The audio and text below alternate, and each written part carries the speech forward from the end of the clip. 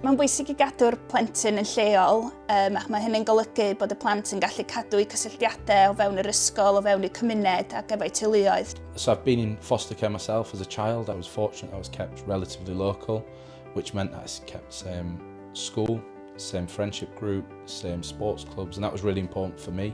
The more foster carers we can get from the different areas, the more opportunities we have to keep children within them local authorities and close to their families. To keep as much as you can around them, you know, whether it's to ease contact with their family or to make sure that their friendship circle, their support circle is there. And in addition to that, the language is so important, and it's, you know, Welsh language is so widely spoken, and it's really important that young people are able to communicate in the language they feel most comfortable in.